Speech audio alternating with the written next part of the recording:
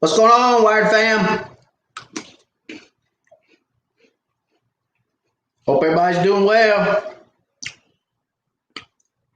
I'm eating my cheese dunks. You remember these? When we was kids, that's the best part about having kids. You get to eat all the stuff you used to eat when you was a kid. It's dinner. Let's see who we got tonight. Buck Chaser, what's up? Roger, hello. Michael, hello. Who else we got on? Guys, drop me a hello when you get on. Let me know where you're from. Joshua, what's up? Not much, Joshua. Eating my cheese sticks. They're good. Cheese sticks and Mountain Dew in the pink cup. You gotta love it.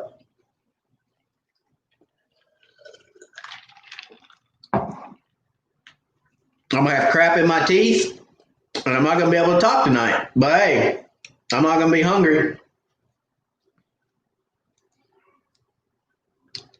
Who else we got?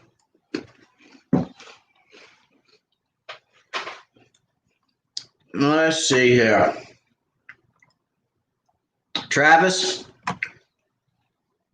Good evening, sir. How are you? Glad to have you. Andrew Davis, what's up, man? Glad you're with us. Major Brown from Chicago. Got Roger. Ashland, Missouri. What's going on, Roger?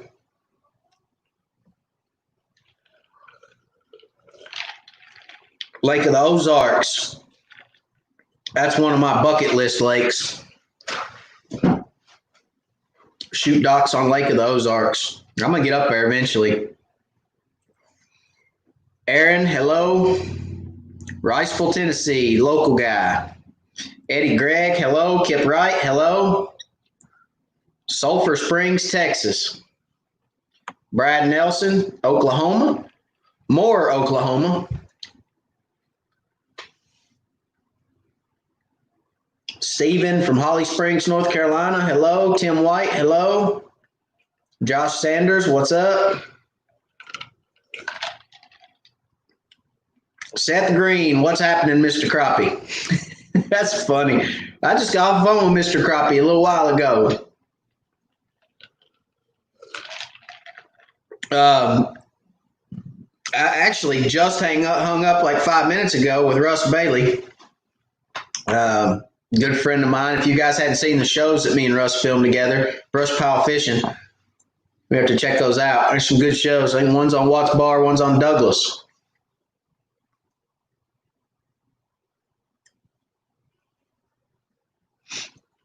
Travis says he got a new Ranger and hadn't gotten it wet yet. Well, that's a sin. You gotta take that thing to the lake, man. Westerville, Missouri. Excuse me. Kurt, hello. Larry Merrick, Dayton, Tennessee. What's going on, everybody? So how's everybody doing? How'd the week go? Fishing, summer pattern, deep brush. I guess you guys probably saw the video. Got the kids out. Got my niece out. Got her on her first crappie, which was pretty cool. She did a little jig there at the end. She was dancing in front of the camera behind my back. She knew the camera was filming, and I never knew she was. It was actually kind of funny for me because I never knew she was dancing back there. I got home and I'm watching the footage and I'm cutting some footage, and then she starts breaking it down, and I was like, okay. I was like, you gotta do this. I'm gonna use it. I'm gonna put you on YouTube. You're gonna be on the spot. So anyway, she thought it was pretty funny. I let her watch it before I put the video out. I was like, come watch yourself act crazy. And she's like, don't put that out there. She's laughing. It was pretty funny. So we had a good time with it. She has some good dance moves, though, right? She danced better than I can. Ronnie Harris, good evening.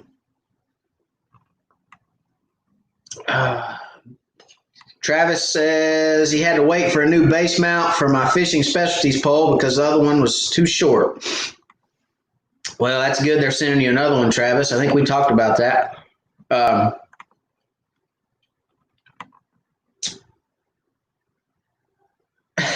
Brad Nelson, her dancing was kind of cute. It was, wasn't it? I thought it was pretty neat.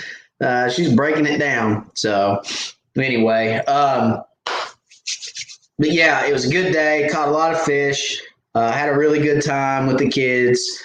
They got to catch some fish, which was good. And actually, I think the best pile that we had, we actually didn't film. It's probably the deepest one we fished too. It was like 32 feet of water. Fish were 6 feet off the bottom. And I wish I would have filmed it now because we actually pulled one fish up and its eyes popped out. It was the craziest thing you'd ever seen. Like I said, I think I talked about that last week, but had one, its eyes just popped straight out the side of its head. And it was freaky looking. Actually, the kids looked at it and said, "There's something wrong with that one, Dad. There's something wrong with that one." I said, "No," I said, "It just came out of deep water, guys." And I explained to them why fish have an air bladder and what that does and how they use their air bladder to equalize them in the water and keep them upright and keep them, front and back and da-da-da-da-da. Went through all that with them, and they thought it was pretty cool. So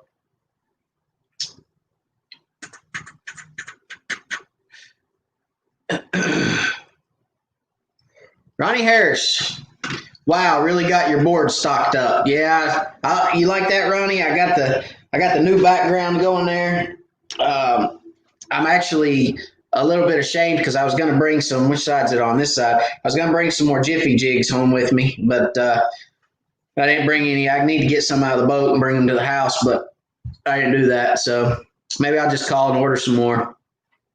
Probably that's what I'll do. But yeah, I'm getting her stocked up, trying to switch it up for you guys. That way you can look at something a little different besides my face every week.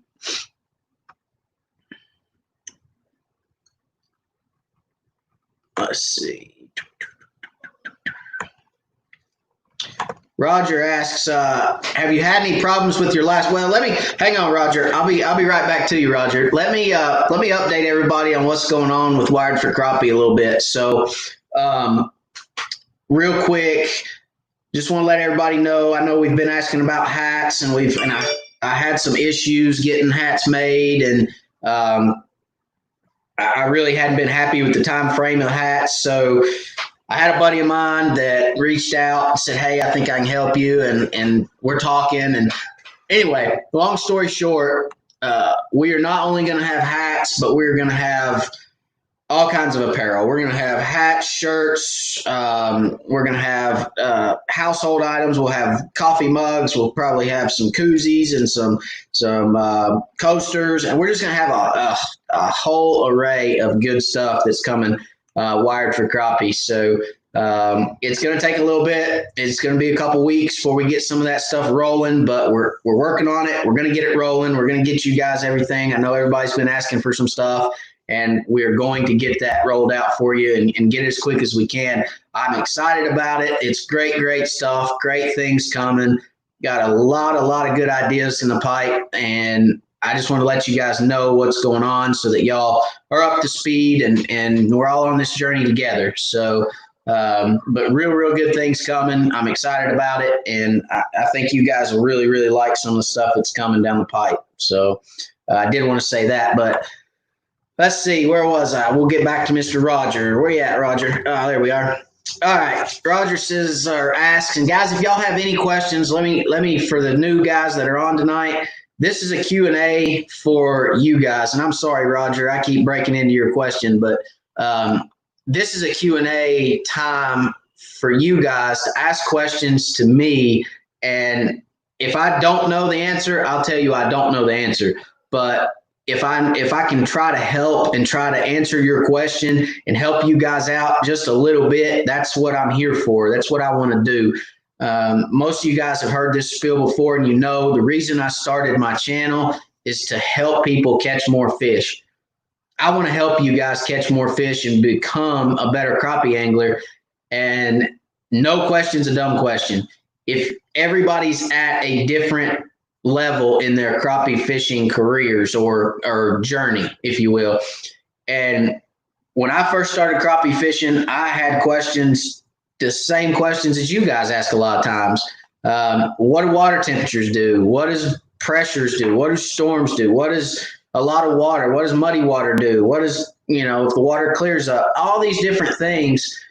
I had questions about that too. So there is no bad question. If you have questions, please ask, leave a comment. That's what I'm here for. So with that being said, Roger, I'm sorry. I will get to your question now. And you guys go ahead and start leaving some, and I'd be more than happy to help. Let's see. Where you at, Roger? There you are. Have you had any problems with your live scope? So, Roger, no, I haven't had any problems with it. Does live scope work perfectly, perfect black screen every time you go to the lake or every time you move spots? No. Do you sometimes get ghost tree that they call it, or do you get a blurred picture? Do you get, sometimes you get those different type of returns. It all has to do with your conditions, your waters, your silt contents, your clarities, your bottoms, your depth. One thing I will tell you, Roger, is from what I've seen, 75% of live scope users run their gain too high. The higher you turn your gain, the more power you're putting in the water. And if you're in shallow water and you've got your gain too high, you're going to get ghost trees. You're going to get just if you're using an orange screen. You're going to get stuff that you can't see through on your screen. You can only put so much power into the water before it's too much. So I don't know what kind of problems you're having. If you want to leave me another comment, tell me maybe what some of the problems you're having are. I can try to help you address those. But without knowing what's going on, it's hard for me to pinpoint what you really want to see or hear about. So leave me another comment and I'll get to it. Andrew Davis, need some pointers on Teleco. What part of Teleco? What part of Teleco do you fish, Andrew? Leave me another comment, buddy, and I'll try to help you. Buck Chaser, looks like you're broadcasting from the fishing store. Hey, maybe we should do that. Maybe we should broadcast from Gunny's one night. That would be cool. Maybe we can do something at Gunny's one night, Buck Chaser. That's a good idea. I think there's a lot of local guys that might like to come down and be a part of that. Maybe we could do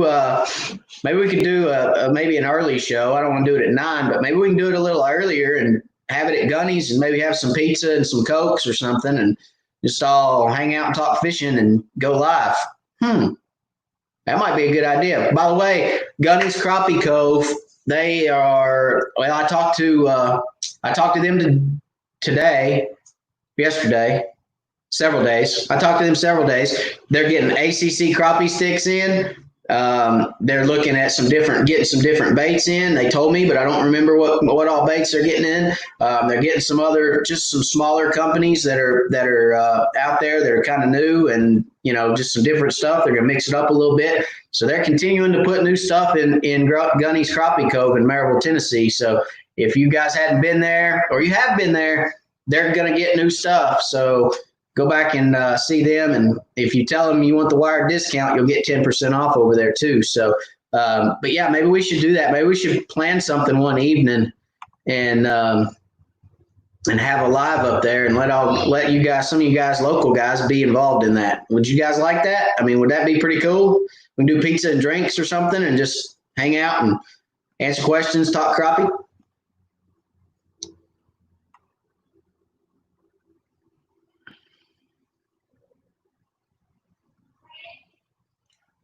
Travis says he's ready for the lake. Needs to put the new Amped Outdoors battery in. Well, that ain't hard. You can carry that out there with one finger, Travis. Put that joker in.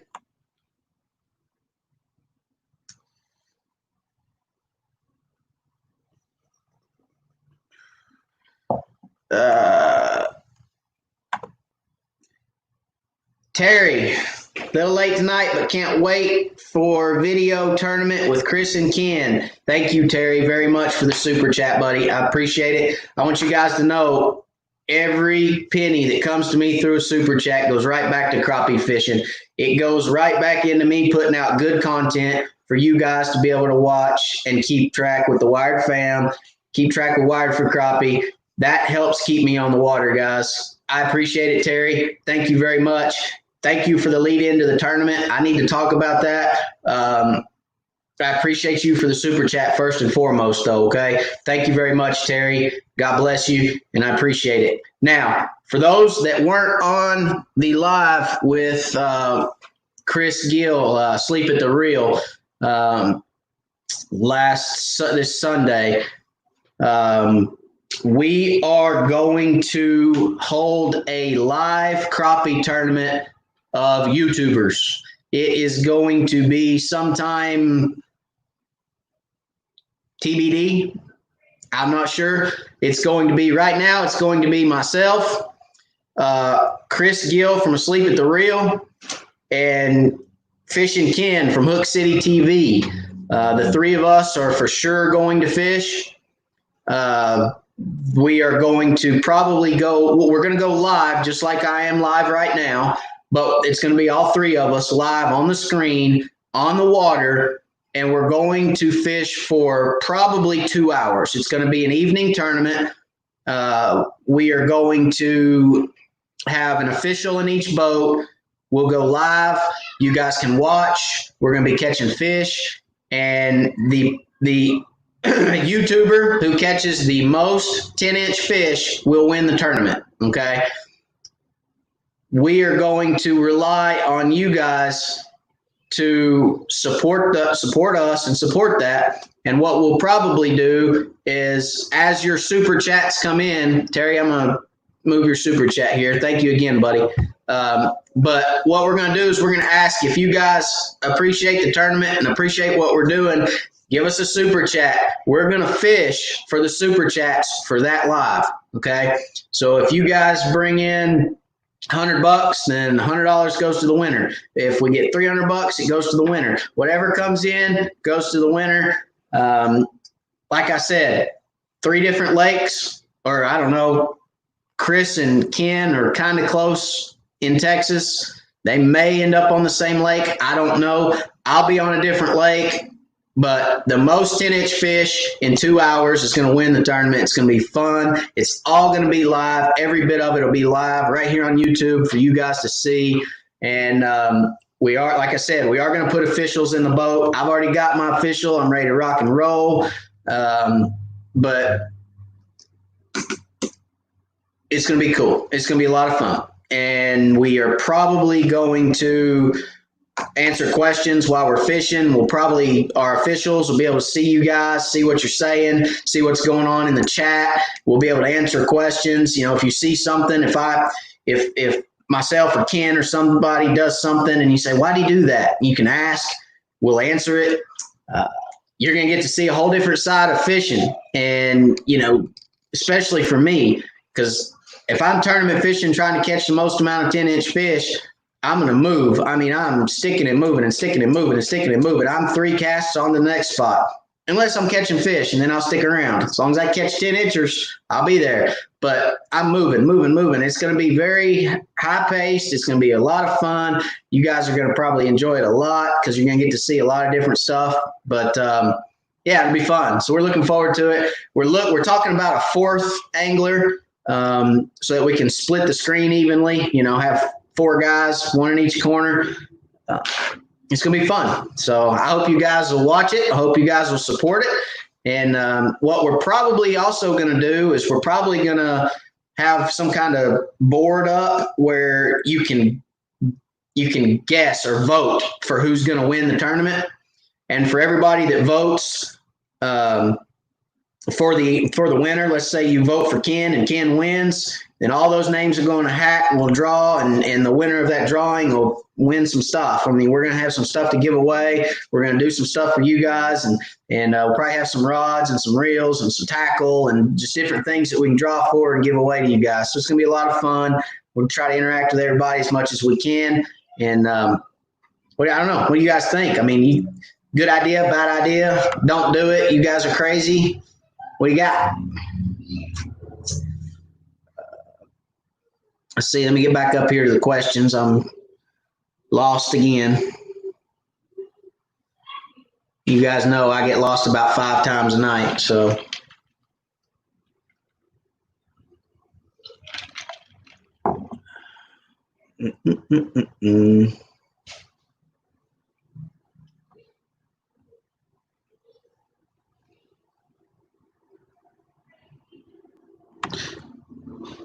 Michael says, put me down for a mug. I will do, Michael. So one other thing is you guys are going to be able to, we're working towards online, okay? So you guys will be able to go online, order this stuff, have it shipped right to you. You'll be able to pick out what you want. We're working towards a lot of different things. That's why I said I'm really excited about it. It's going to be really, really cool. You guys are going to have a lot better access to what's going on with me and Wired for Crappie and the Wired Fam. And we may even put Wired Fam on some stuff, you know. We'll see. So sky's the limit, but I'm looking forward to it. As it rolls out and as I know more, I'll share more with you guys, okay? But Michael, I appreciate it very much. We'll put you down, buddy. I saw another super chat. Here we go. Travis, I appreciate your channel. You try and help so many, including myself, many times. Travis, thank you so much for the super chat, buddy. I appreciate you. I appreciate you helping with the channel, and I appreciate you donating to the channel, buddy. Thank you very much for the super chat. And you're very welcome. I am glad and more than happy to help you guys. Thank you.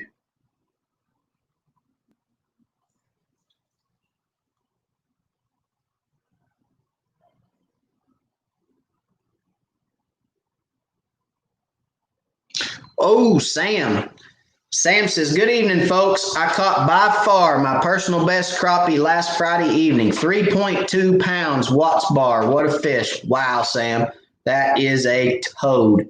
That is a giant, giant fish. Congratulations. There are some big ones in Watts bar. I'd say there's some in there that are probably bigger than that, to be honest with you. I have seen some giant fish come out of Watts bar. So congratulations, buddy. Good for you. I'm glad you caught you a new PB.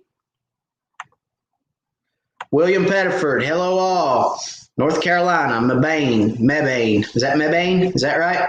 North Carolina? Larry Merrick says, good for you, Sam Lane. Brad Nelson, what stump bug color have you found that crappie really go for? Well, Brad, a lot of it has to do with what water you're fishing. Are you fishing clear water? I'm sorry. Golly, that fake cheese gave me the hiccups. Those cheese sticks. Golly. Are you fishing clear water? Are you fishing muddy water? Where are you fishing at a lot of the times? In East Tennessee, we have a lot of clear water reservoirs. Some are so clear that you can see the bottom in 30 feet. I mean, Norris, you can see 12, 15 feet down easy. So we have a lot of clear water lakes in East Tennessee. So therefore, I like a lot of clear colors, clear water colors, translucent colors, if you will, natural colors. A couple that I really like, probably my favorite for East Tennessee over the last 12 to 18 months is, if I don't drop it in the floor, is that right there. Let's see if I can get the glare off of it. Hang on. Here we go. That is the moon dust stump bug. And you can see that's pretty much as clear as it gets. without being see-through. So it's a clear body with a silver flake, and it's not. I mean, there's hardly any color there. But pair that with a chartreuse head, they love it. Absolutely eat it up. That is the Slick Neon. I'm a big fan of Slick Neon. They like that color. If the mood's right, they get on it. That's Blood Moon. It's basically it's moon dust with a red belly. I catch a lot of fish on that. And then always, no matter what you're fishing, Brad, black and chartreuse. No matter what color water you're fishing, clear, dirty, or anything in between, black and chartreuse will catch fish all over this country without a shadow of a doubt. So I've never heard a crappie angler or anyone say that black and chartreuse won't catch fish on their body of water. So that's some of my colors that I like. I have other colors. I fish with other colors. I don't normally show this color because it is a discontinued color from Bonehead. And as you can tell right here, you can't see it. I have a whole peg full of them because I bought every one that I could. That is a pumpkin and chartreuse stump bug. And again, that is a discontinued color from Bonehead. But if you can ever find them anywhere, they're dynamite. Pumpkin and chartreuse, they really like. So they're so good that I'll sell you a pack for $45. But no, I'm not going to call that my secret weapon because I don't believe in secret weapons. There's other companies that have a pumpkin and chartreuse and it works too. But if you can find a pumpkin and chartreuse in East Tennessee, it works really well.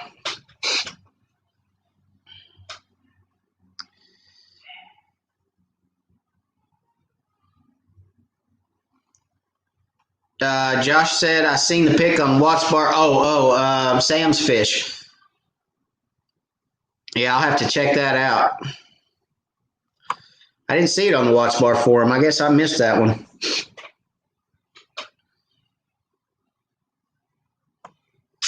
Buck Chaser says, I like it. Broadcast from Gunny's.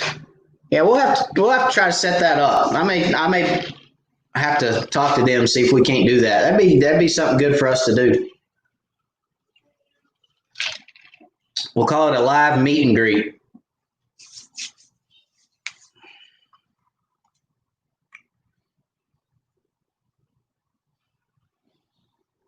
Buck Chaser said ACC just got a new shipment of rods in.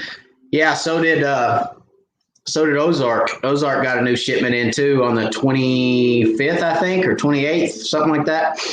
They just got a new shipment in too. Everybody's been backed up, everything that's been going on in the world, and everybody's just been backed up.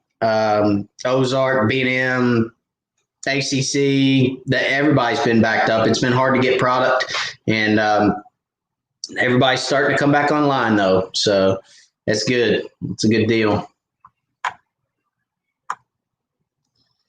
Brad Nelson, Ken's birthday's today. Yep, Fishing Ken, his birthday's today. I got on his live, or he had a live earlier. I got on his live, told him happy birthday, hooked him up with a little birthday present, and I shot out, come see you guys. So Ken's a good one. If you guys hadn't watched any of his videos, probably have, but if you hadn't, he's doing that guy's so funny. He's so good. I really enjoy his stuff. So good friend of mine, good buddy, good friend. Let's see here. Where we at?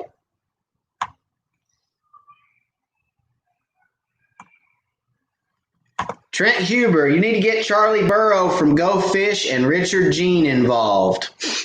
Yeah. We talked about, so Chris and Ken and I talked about trying to get somebody from another area of the country. So Charlie Burrow is right down there with Chris and Ken. So they're pretty much all going to be on the same lake for the most part. I think they'll all go to the same lake, actually. And we kind of want to get somebody from another area of the country. So we've got two that are in that Texas area. You got me up here in Tennessee, and we're trying to find somebody that's kind of maybe out towards some of these Missouri guys or in Arkansas or somewhere other than Texas. And then Richard Jean, he's right here with me. He's Gunnersville, Weiss. So I don't know. We'll figure something out. We still got a lot to talk about to get that set up. I'm hoping we can get it set up pretty quick for you guys, though. I'd like to do it here in the next month or so.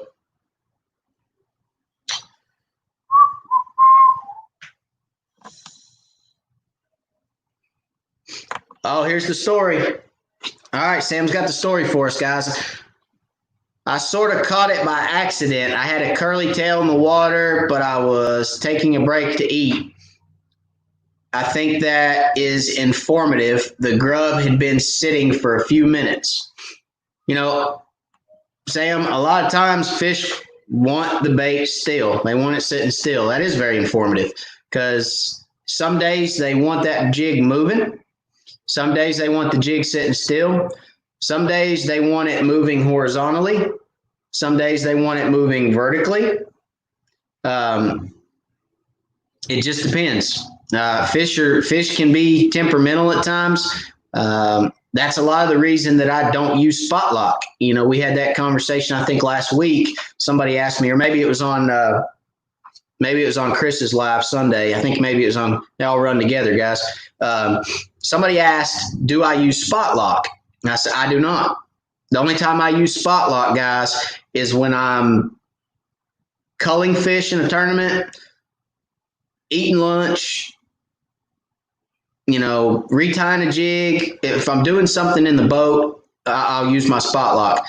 But for the most part, I never use spot lock. And the reason is because depending on the day and depending on what pile you're on, fish may want the jig, like I said. They may want you swimming it by them horizontally. They might want it dead stick vertically, but they want it moving up and down. So you have to drop it down below the fish and you have to reel up real slow and they'll follow it and then hit it. Sometimes they want you to drop it right in front of their face and just hold it there. Like Sam, you're talking about. Just let it set and just set it there. And then eventually they go, okay, I'm tired of looking at that. And they hit it. It just depends. So I don't use spot lock for that specific person or purpose. I want to be able to move around the brush pile. I want to be able to fish different ways. And, a lot of times they want it coming from the jig falling in a certain direction or they want it swimming a certain way. Current, for those that fish current, you guys know any jig that swims up current doesn't look natural to a fish. You always want to start on a pile bringing your jig with the current because generally fish will move with the current more so than they will against the current. Now, I'm not saying fish don't move against current because they do. Everybody knows salmon run upstream and da-da-da. But a natural presentation typically looks more natural when it's going with the current. So another reason I don't use spot lock, I always like to move around and I always like to try to figure out if there's an angle that the fish want the bait moving through more than the other. But yes, Sam, that is very, very informative. Thank you. And congratulations again on your 3-pounder. When I catch a 3-pounder, I'll put it on my wall, I assure you. I haven't caught one yet, but I will do it.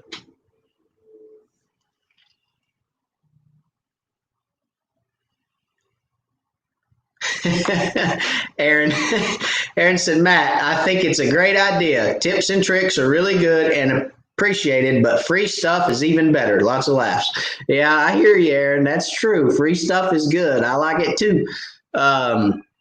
I'm sure you mean about the tournament and giving away free stuff. So we're going to do it. We're going to do it. We're going to get together. We're going to get all our heads together, wrap it around it, make sure we're probably all going to go to the lake one day together and make sure that the live stream and stuff will work. And then we're going to go with it. So it'll be a lot of fun. David Keith, howdy. How's it going, sir? Welcome. Britt says, I won't miss it. Good deal. I appreciate that, Britt.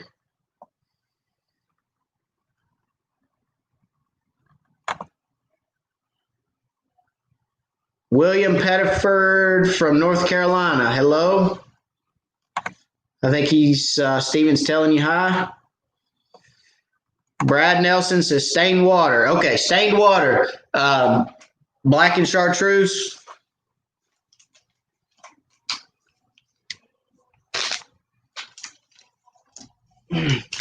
Black and chartreuse, which I already showed you. White and chartreuse. Blue and chartreuse. There's a purple and chartreuse. Go with some variation of a dark with a chartreuse, Brad, for stained water.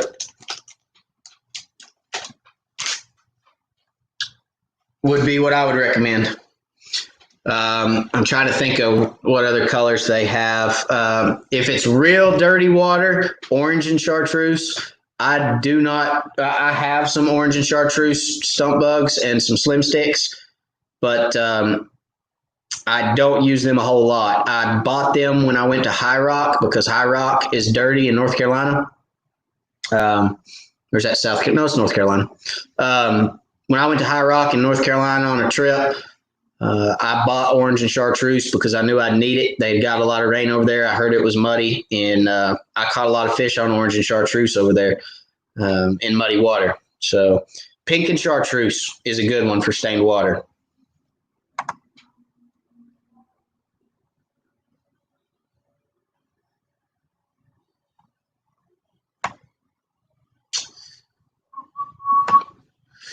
Travis says, what color would you use in a full swing thermocline? What do you mean by full swing thermocline, Travis? Are you talking about when the water turns over? Are you talking about when the lake turns over? What do you mean by full swing thermocline? I mean, thermocline is just a layer of water within the lake. You're not going to fish for anything. You're not going to fish for anything in the thermocline. Fish won't be in a thermocline. What do you mean by that?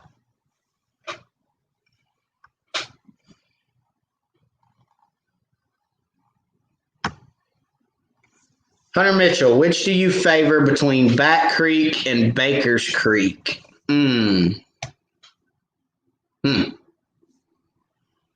That's a toughie.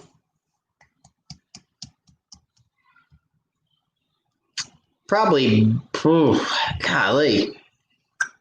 Probably Back Creek, Hunter. Probably. Let's see something real quick. I would probably have to say Back Creek over Baker's Creek. And probably because Back Creek's bigger.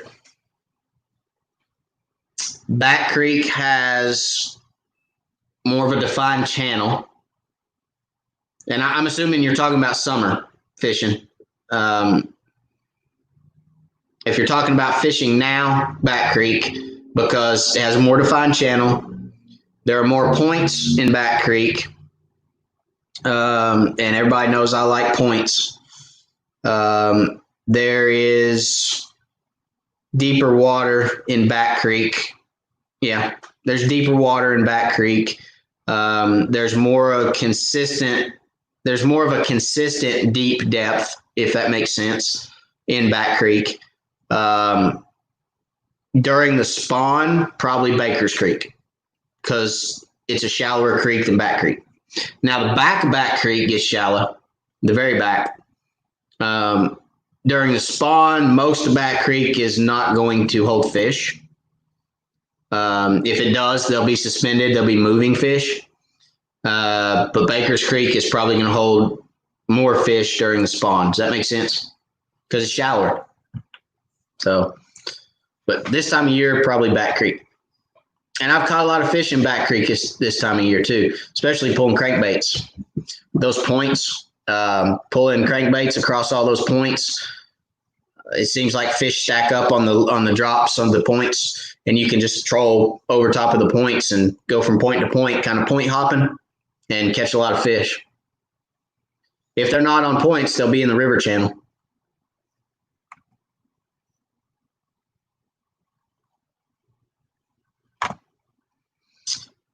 Andrew, Matt, I was asking about fish on Tellico early, been launching at Burton Point, or Burton Hill, excuse me. I'm thinking points. See, there I go again. Points. I'm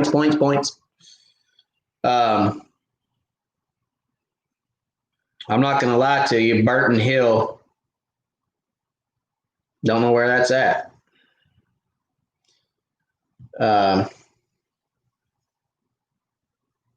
What are you calling Burton Hill?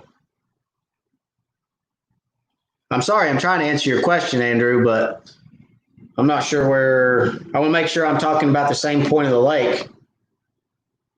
I'm going to try to put it in my Google real quick and see if it'll tell me.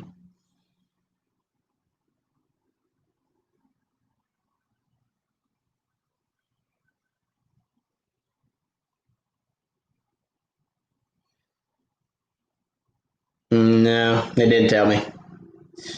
It did not tell me. What creek are you putting in at, Andrew? Tell me a creek that's close to there, and I'll be able to tell you more information.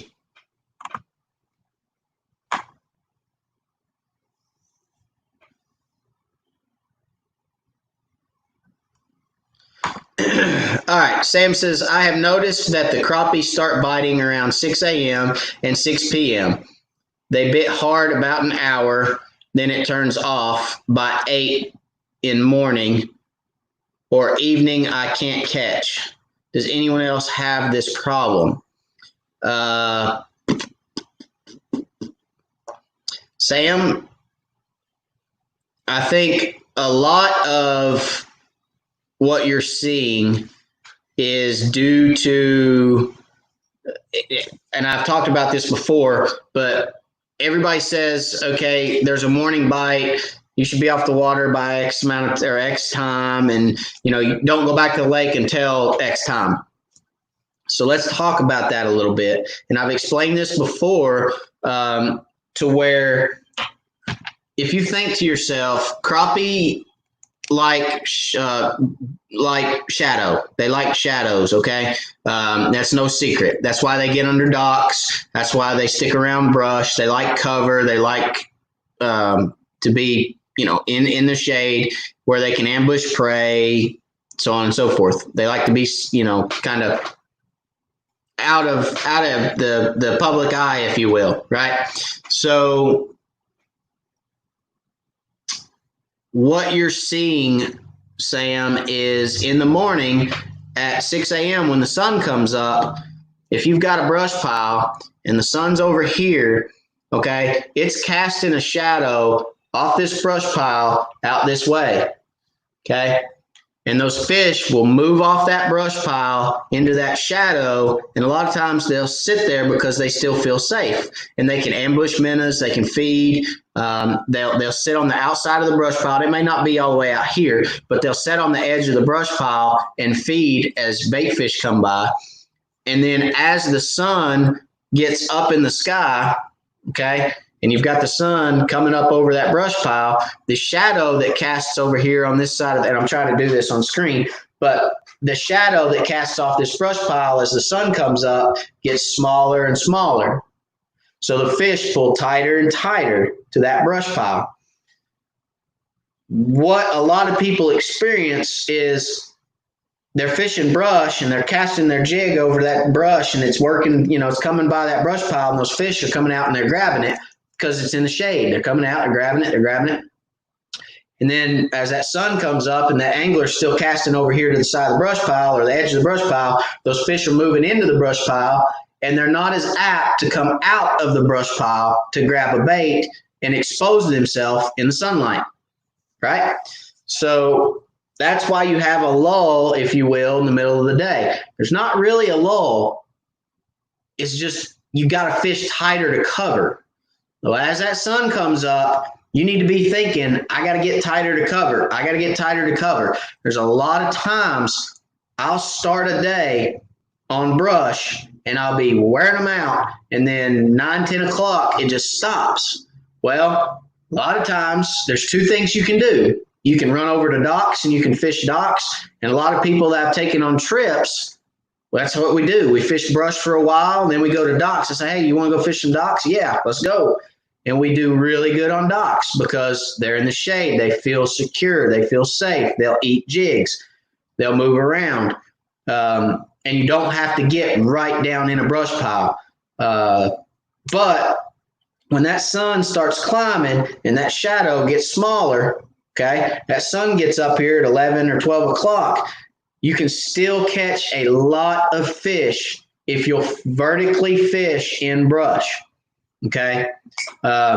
You just have to. You're going to lose a lot more jigs probably. You're going to lose a lot more jig heads. But if you get down in there in the brush, you'll still catch those fish. Those fish are still there. They hadn't left. They're just a little tighter and a lot less apt to run out of that brush pile and eat, okay? That's probably what you're experiencing. That's exactly why, okay, you got 12 o'clock here, you got 6 o'clock here, cast that shadow across that brush pile, those fish move back out, they get ready to feed again. So 6 and 6, or yeah, 6 and 6 is what you said. That's probably why you're seeing a lot of that. So try fishing straight up and down in brush a little bit more during the middle of the day. Now that was pretty long, I know, but I hope that made sense.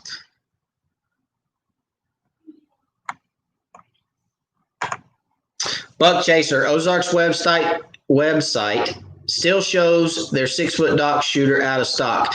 Buck Chaser, I'll tell you why. I had a conversation with Blake at Ozark last week, and he told me that would happen. He told me that if when he gets his shipment in, it's still going to show out of stock, and the reason that is because he has to fill his distributors up. He's got to send those out to his distributors. His distributors are out and they're screaming at him about getting some product. So he's trying to get his distributors caught up before he puts it back on the website. He did tell me if you want a 6-foot dock shooter, call him. His name's Blake. Again, call Blake. Tell him your name. Give him all your information. He'll get your card number, and he'll send you one. He is taking pre-orders. Well, not pre-orders now because he has them. He's taking orders live on the phone for those, but he's trying to keep it off the website so he doesn't get flooded. That way he can manage the inventory a little better. Okay. So, and don't forget to tell him you want the wired discount, WIRED wired. He'll give you 10% off. So, make sure you get your 10% off on those rods. Okay.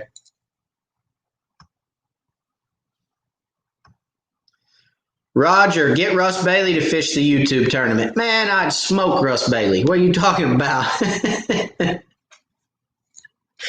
Everybody go to Russ Bailey or go to Brush Pile Fishing and leave a comment that says Matt at Wired for Crappie said he'll smoke you in a tournament, and he'll get a kick out of that. Send him a private message on Facebook, Russ Bailey. Tell him Matt will smoke him in a crappie tournament any day of the week, 3 out of 3 times. Bring it, son. Bring it. He'll get a kick out of that because I'll get a phone call later, I promise. But yeah, we're going to figure something out, Roger. I promise. We'll leave the 4th person anonymous until the day of the event, and then we'll just spring it on you.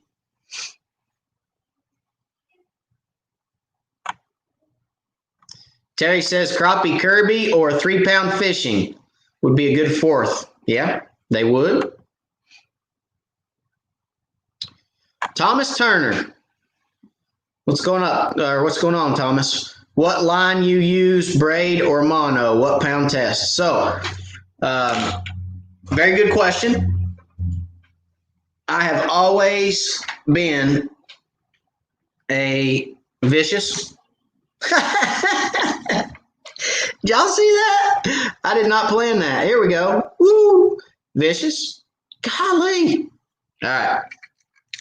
Let's stick this back on here. The sticker fell off. Stay. All right. Vicious, 4-pound test, high vis.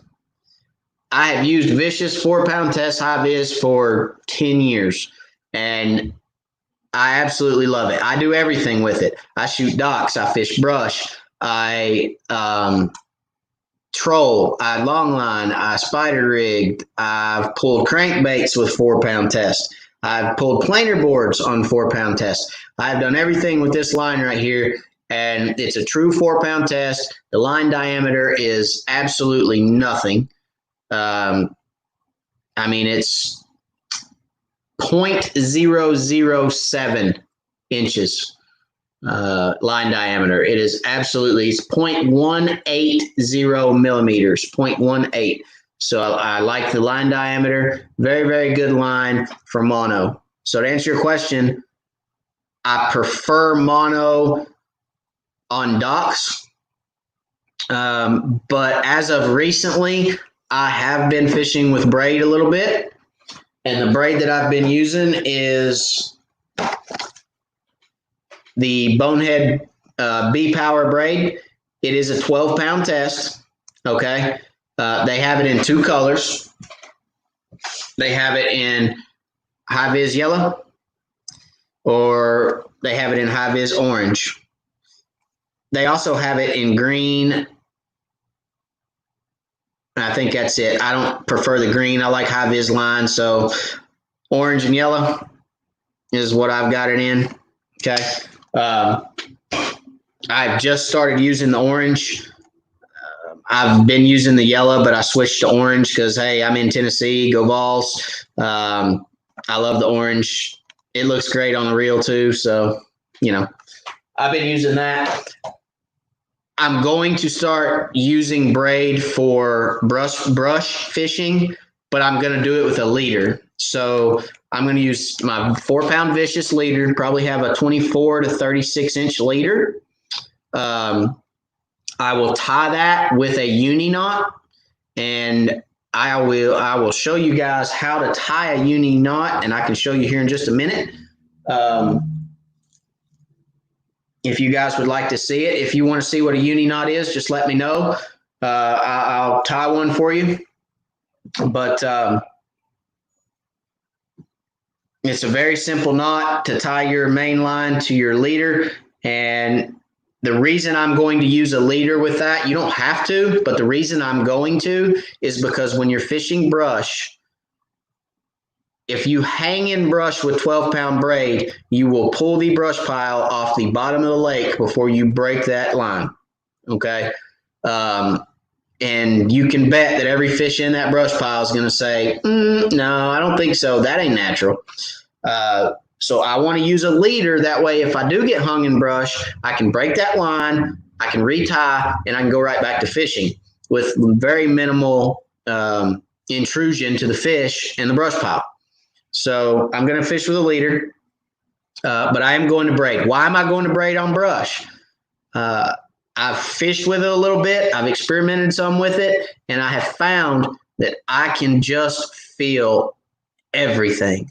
I can feel minnows bump the line. I can feel the smallest branch. When I touch it, I know it. It is very, very, very cool how much I can feel with braid compared to mono. It is absolutely amazing what I can feel. And for that simple purpose, I'm going to fish brush with it. I'm not going to shoot docks with it because most of the time when you're shooting a dock, you're swimming a jig, and when they hit it, there's no mistaking it. It's a thump, or your line gets heavy, one of the two.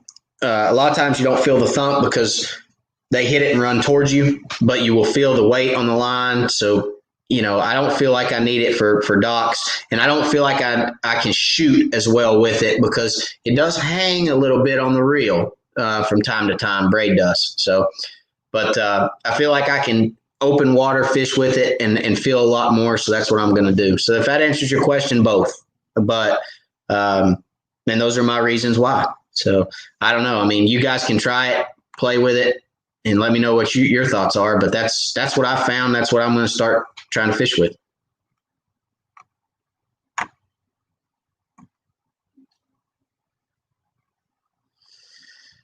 Blake Hauk. Hey guys, sorry I'm late. Time got away from me. Well, better late than never, Blake. We're glad you're here. Hello, Matt. Late tonight, but I made it. There's another one. Dr. Mike, welcome, sir. Hate that you guys are late, but glad you're here. So, quick rundown on some things that we talked about. Gunnies, Crappie Cove, new stuff coming in. Glad to see it. If you've been there, go back. If you hadn't been there, check them out. They got all kinds of stuff. They got ACC rods coming in on top of the boneheads, or the I don't know. Maybe do they have bonehead rods? I think maybe they do. Ozark rods, B&M rods, ACC crappie sticks coming in. They got new baits coming in. They got all the baits back here. They got all this stuff ready to rock. They got light wire hooks. They just got a whole array. They got K9 fishing line, all kinds of good stuff. Run by there and see them. We talked about maybe trying to do a live show from Gunnies, maybe a meet and greet at Gunnies. Maybe have you guys come up, maybe do a live show there. One evening. It probably have to be earlier. Probably have to do it early, but we can make that work. Let all the local guys come up. Maybe have some pizza. You guys can check it out. Check out the Crappie Cove, and we can do a meet and greet, live show, live at 5 or something. I don't know. We'll figure it out, but maybe we can do a live show. So that kind of catch you up on what we talked about. Also talked about the live YouTube tournament. We're going to do a live YouTube tournament. It's going to be 3 or 4 different YouTubers. We're going to go live for a couple hours. The man who catches the most 10-inch fish wins it. And we're going to let you guys decide what we're fishing for. You guys can leave super chats, which we all appreciate. And however much you guys bring in super chats is what the winner will get. Winner take all. Okay. Just for you guys. So that'll be fun. We'll let you know. That was the quick version.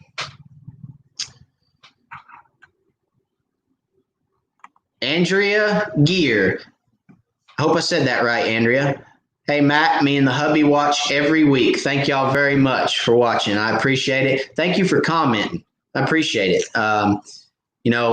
If you're watching tonight and you've never commented, leave me a comment, ask questions, say hi. That's what I'm here for, guys. I love talking with you guys. I love hearing from all you guys, all the new people that come in. If you're new, say, hey, I'm new. What's up? Yeah. Thank you, Andrea. What's up, Matt? I'm late. Been cleaning fish. Rub it in, Grant. Thanks, buddy. I appreciate you. Some of us have to work during the week, Grant. We can't all go fishing on a Wednesday. Come on now. Guys, Grant can catch them. Grant can flat out catch them. Let me tell you, I took Grant out and his wife. I think I've said this before, but very accomplished anglers, very, very good anglers. They can flat out catch them. I had a great time with them. It was really, really fun. Had a good day. And Grant sent me pictures earlier while I'm sitting at my desk at work. I appreciate you, Grant. You always rely on your friends to cheer you up during the day. Hey, look at all these big ones I'm catching.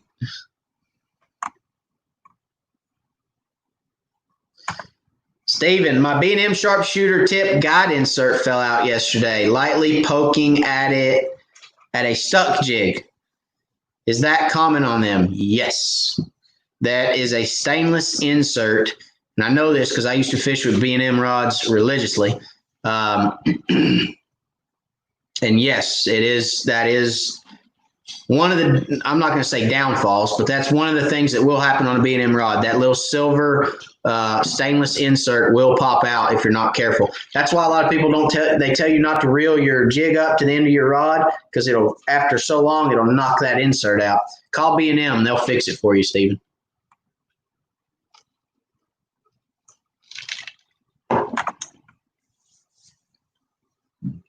Dr. Mike, Rocky Top Doc. Watts Bar now, Caney Creek versus question mark.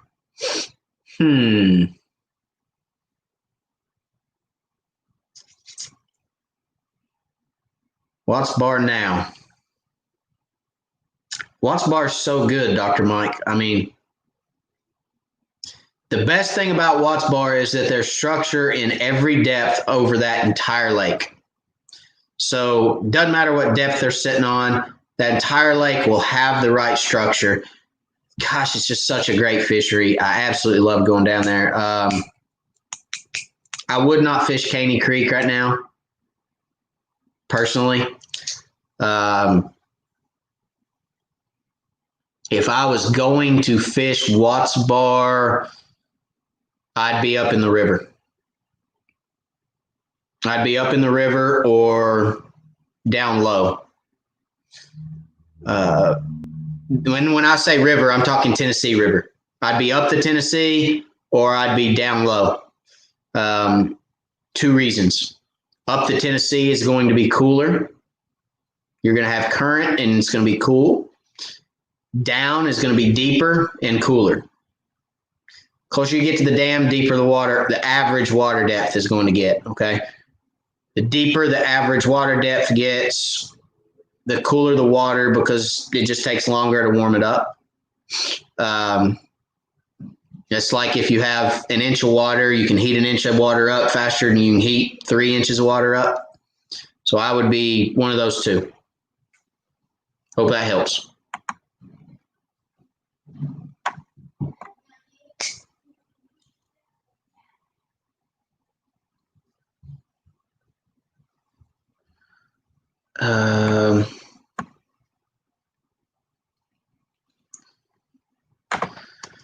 Michael says, watched April 22nd live chat on Navionics. Got to say that should be required watching for finding fish. Great job, Matt. Thank you, Michael. I'm glad you enjoyed it. I'm glad it helped.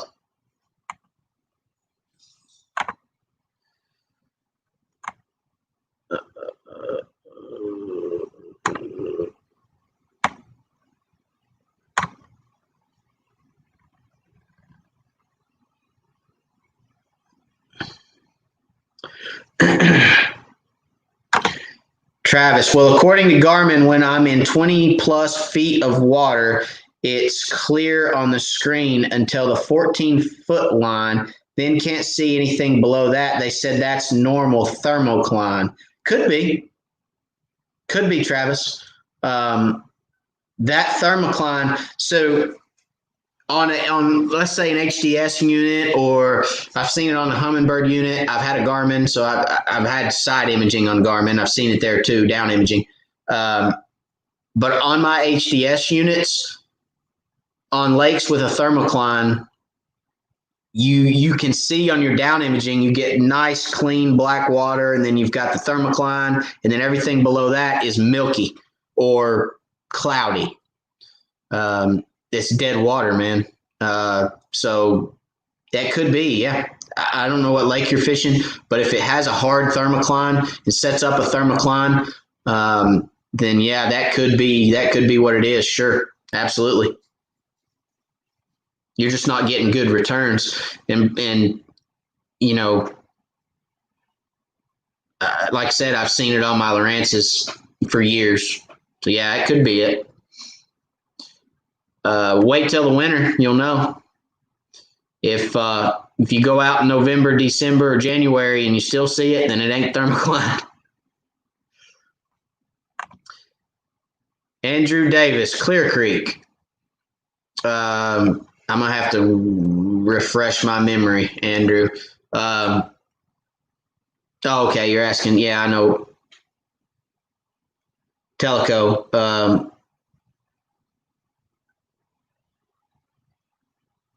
Need help on Teleco. Clear Creek. Clear Creek's a good area. There again, I talked about Back Creek earlier, Andrew. Back Creek's a good area. A lot of brush in Back Creek. Back Creek will hold, it's deeper, like I said earlier. So don't ignore halfway back, even 3/4 of the way back in some of those pockets, okay? There's some pockets in Back Creek. Halfway back to 3/4 of the way back of those pockets, there's brush, and it's in 20 to 25 feet of water. Fish will stack up on those. So check Back Creek out. Try that. Clear Creek, this time of year is deep and very clear, but the creek channel in Clear Creek has a lot of natural structure in it, okay? A lot of natural structure. There are a lot of treetops, or not treetops, but tree trunks in the creek channel in Clear Creek. Those generally hold fish this time of year. Pull crankbaits, you can get down there to them. You can pull jigs in there. You've got to use 1/8 ounce heads. You can use 2 1/8 ounce and get down there. They're generally deeper, 25 feet, 30 feet is the depth, the water depth, and it comes up to 15 to 20 on the trees. So you got to use some heavier jigs to get down there, but try that. I don't know how you're fishing. I don't know if you're trolling or single poling, but and then always, well, there's not really a whole lot of docks around there. There's a few docks in that area that'll generally hold fish. There's a few here and there that are spotty, but I would try some of that and see if you can't locate some fish. Back Creek, though, is full of brush. Look for brush. Look in 20 to 25 feet of water for brush. Those points that I talked about earlier in Back Creek, down one side, turn around, come back up the other side, look in that 20 to 25 feet. You should find brush with fish somewhere.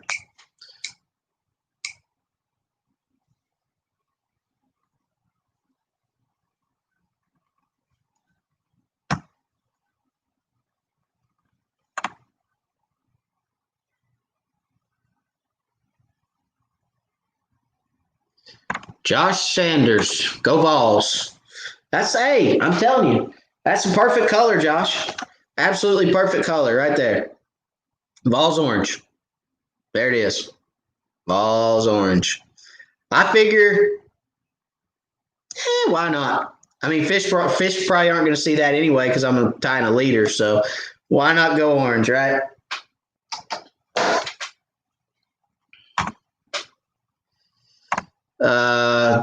Josh Sanders, show the knot. Okay, uni knot. Let's talk about a uni knot. I really wish I had some line that wasn't. Hey, look what I found. Man, I got goodies in my desk drawer. Can you guys see that? Ooh, Laffy Taffy. Oh, it's vanilla saltwater taffy. Maybe my wife's hiding it from my kids. Vanilla. Let me get a piece of this real quick. Well, I better not. Chewing my cud on live TV. Here we go. I'll get it later, though. All right. I wish I had a rope to tie this for you guys. Let me see what I got here. I'd like to have something a little bit better. What do I have in here? I don't think that I do. All right. Well, we'll work with what we got. And I'll try to remember next week to bring some rope in case you guys miss it. We'll try. All right. So, uni knot.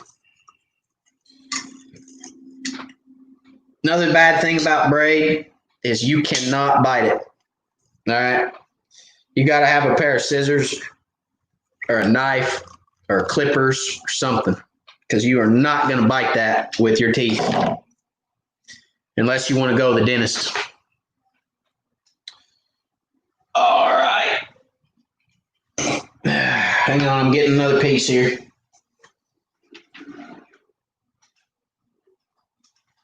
All right.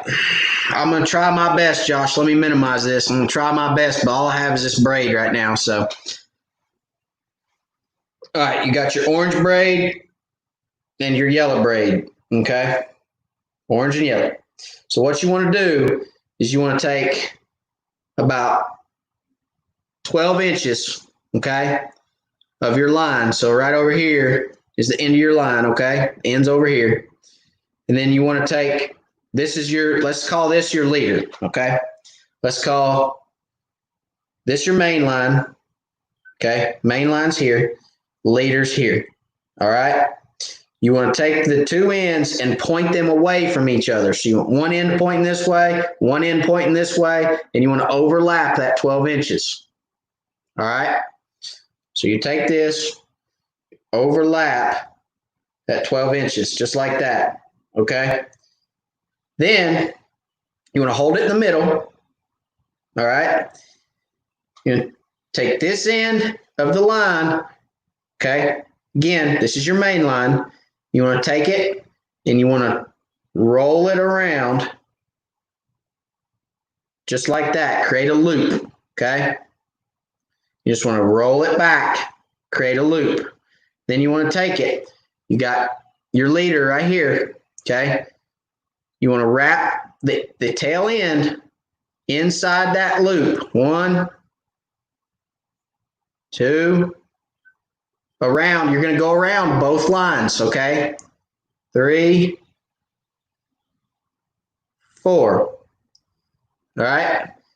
So let me see if I can show this to you guys. All right. Right like that. It's wrapped around both lines. Okay. Then what you want to do is just want to take that and snug it down. Snug it and wet. Snug it on down. See that knot it created right there? Okay. Now, come over on the other end and get your leader. Do the same thing. Okay. You're going to loop it around. Create that loop. Okay. There's your loop. Then you want to wrap this. 1, 2. Hope you guys can see me. 3, 4. Okay. And then pull this one down. Right like that. Created that second knot. Okay. Then you're going to take both ends and just pull. See those knots coming together?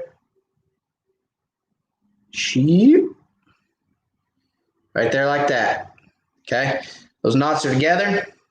There's your two tag ends. You got the orange and the yellow. You can pull that. I can pull that to my heart's content. And that is not coming loose right there. Okay. I just cut my hand with my line, but that's okay. I did it for you guys. That's got to be worth something. You can pull that, pull that, and pull that. Okay. And that will not slip. And then when you cut these off, you want to cut them as close as you can, just as close as you can to those two knots right there. Okay.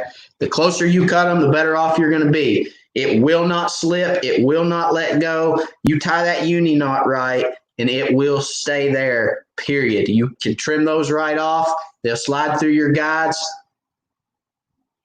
and you will have absolutely no problem with that. All right. Let me cut them off, and I'll show you what it looks like when it's done. I wish I had a pair of clippers, but I don't. I'll do the best I can. Cut it off close. I'm not doing a very good job because all I have is my knife.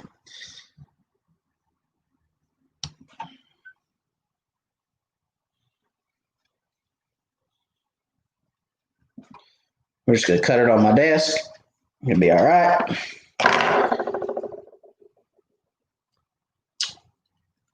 There you go. Uni knot. Okay. Right there like that. Strongest knot there is. Tie two lines together, in my opinion. Josh, thank you. Buy some Band-Aids for your hand. Thank you, Josh. I appreciate it. Hey, if y'all don't think I was pulling that joker hard, look at that. Cut myself right there. That's no joke. All right. So there you go. Uni knot. Thank you, Josh, for the super chat. I'm gonna get me some Mickey Mouse ones, Mickey Mouse Band-Aids, or some what's that little girl, that little strawberry girl? I can't remember her name now. Strawberry shortcake or whatever that is. Get me some of them Band-Aids, Barbie Band-Aids.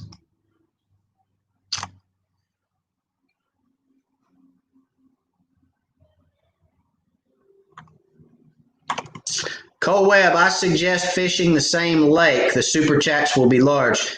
I think you're talking about the tournament, Cole. That's so, Cole. Very good point. Very good point. The reason that we're not doing weight, we're doing the most 10-inch fish. So a keeper is a 10-inch fish for their area and my area. We will have officials in the boat that will be measuring the fish for us. We will not be personally measuring fish. It will be our official, okay? And we will be, and again, that's why we're doing the most 10-inch fish, is because we can all go catch fish. But as far as the size of crappie are concerned, Travis is in here. He'll tell you they catch big fish. We catch little fish, whatever. I catch some pretty good sized fish over here in East Tennessee.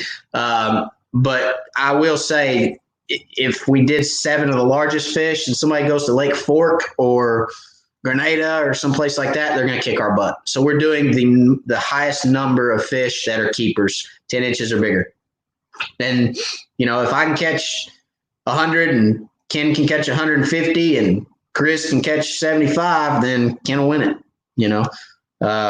It just depends on who can catch the most fish in 2 hours. So it's going to be fun. And I hope super chats are high. I hope they're large. It's going to add and I told Ken and Chris this is on the live the other night. I said, it's just going to add a whole different demographic to it. If we're all within 10 fish of one another in the last 30 minutes and the super chats are up to $400, $500. And, we're sitting there trying to find 10 more fish so that we can win. It's just going to get real interesting and really cool towards the end. And I like to see how everybody kind of takes the pressure. It'd be fun. So it'll be something new, something cool, something to watch. Josh asks, what reel do you have on your dock shooters? I have a Fluger Tryon, size 25. I prefer the Fluger Tryon. I've used Presidents and Tryons, and I can tell you, for the money, save it. Use the Tryon over the President. I think the reel is just as good, if not better. In some instances, and because I don't really like the bail that much on the President, I like the bail on the Tryon a lot better. It's a little different. So yeah, a Fluger Tryon, and they're cheaper. So that's what I use. I have that on all my rods, actually. Roger says, I use 6-pound leader clear hybrid line, then 20-pound braid works great in trees and brush. Truman Lake, Missouri, single pole fishing. Roger, that's kind of the setup I'm going to. I'm going to use a 12-pound braid from Bonehead, and I'm going to go with a 4-pound leader. Man, Roger, I like the 4-pound test because you can break it so easy when you're hung. If everybody will tell you that it's watched my channel, I tell people all the time I'm cheap. But when it comes to losing jig heads, I'm not cheap. I'll lose 100 jig heads in a day and go on about my business. So I prefer to break off a jig head and it as opposed to straightening a hook, because I feel like I move brush too much when I straighten hooks. But I can break a jig off really easy on 4-pound test, and 4-pound test will still hold a pretty decent crappie. So, that's what I prefer to go with. So I have the ease of breaking off. My man William, hit the like button, guys. Please, please, if you like what we're doing, hit the like button. Show me a little love. And William says, show that you're grateful for this good info. 48 watching, 13 likes. Guys, if y'all don't care, smash that like button. When you guys hit that like button, people can look and say, hey, there's a lot of people like that. There's something good going on there. and they'll go watch. So that's a very good point, William. Thank you. Appreciate that. William always watches out for the likes. Thank you, buddy.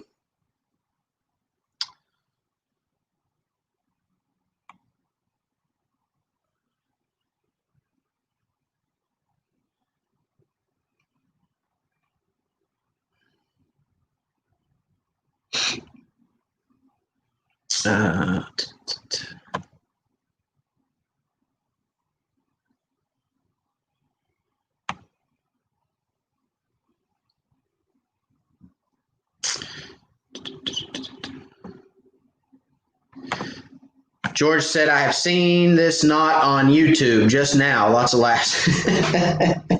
Yeah, it's a good knot. I probably need to do a knot tying video, tie a bunch of different knots for you guys. As you know, I was in the Corps, and I can tie probably outside of just fishing knots. There's a lot of knots that you can use that aren't necessarily considered fishing knots that work really good for fishing. So anyway, maybe we should do that one episode, do some knot tying stuff. But yeah, it's a good knot. Very, very, very, very good knot, strong knot. And I like the fact that you can clip it off just flush. And that's one thing I can't stand about slip floating is you've got, rather a bobber stop or rather a string bobber stop, or you've got a rubber bobber stop. And my gosh, getting those to go through the eyes of a rod sometimes will drive you crazy. I mean, crazy. And it always seems to get stuck when you don't want it to. When there's no fish around, it doesn't ever get stuck. But when you're on fish and you're trying to catch fish, it always gets stuck. Drives me nuts. So I've learned that uni knot, you will not know it's there. You won't know it's there. It goes through the guides like butter. It's just with this is 12-pound braid, but it's the line diameter of 4-pound test. So 4 on 4, as far as line diameter, it never causes an issue. It goes right through, which I'm really happy about. So.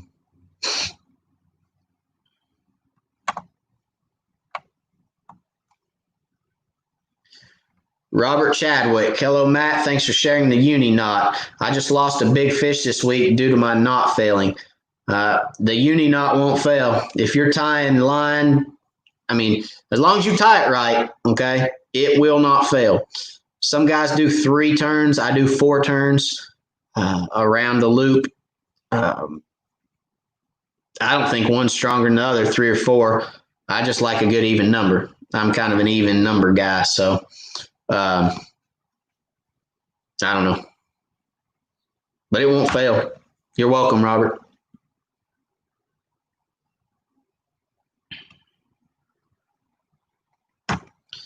Buck Chaser, what have you found that works best for staying cool on the water? Umbrella, cooling towels, straw hat, 100% cotton, clothes, etc. It's summer in Louisiana.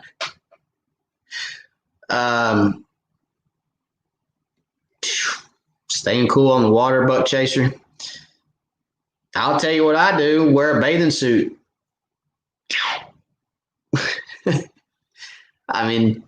I've done it a million times. Get hot on the water, jump in the lake, jump right back out. I don't know if you can do that. In Louisiana, you might get bit by something if you do that. But Tennessee, we're good. No, umbrellas work. I will say this. I used an umbrella a couple years ago with my youngest son. He was 3, I think. It was summer. I wanted to take him fishing. And I took an umbrella and just set it in my seat pedestal hole, and the wind blew it out, and it flew about 20 feet from the boat and was sitting there sinking and knocked a bunch of stuff over in the boat. And I thought it was going to knock my 3-year-old out of the boat. So be careful. Be cautious of that. If you're going to take an umbrella, make sure it's fastened down somehow, because the wind will pick one of them things up in a minute. But umbrellas work. I've used them multiple times. Cooling towels. I don't really use cooling towels. I do like a good wick, like I'll call it a wind shirt. It's a fishing shirt. You know what I'm talking. I think everybody's seen them before. They've got the flap in the back, the open flap. They are very, very nice. if you use those shirts, I have found wetting them helps a ton. If you wet the shirt, every breeze that comes by will cool you off. So you can use water to your to your advantage with those shirts. I would take a shirt when you get back to the truck to change into. That way you're not wet, but that works real well. And they also have fans now. They have USB fans that you can get. You can take battery packs. I actually have a battery pack here. Actually, when we went camping last weekend, I have one, and I ran it off of a portable battery pack. I ran that fan every night in the tent. We tent camped. I ran it off this battery pack, this exact battery pack, every night for 3 or 4 hours, I guess. And, before we flipped it off and everybody went to bed. But I ran it off one of these battery packs, and it moved air. So, you always try that too.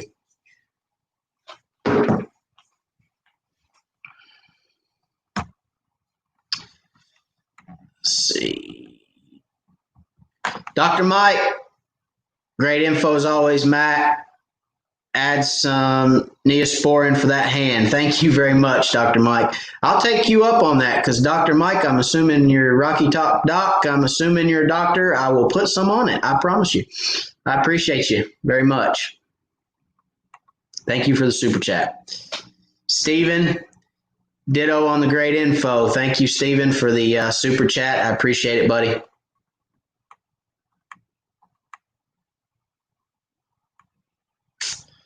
Let me go back up here, guys.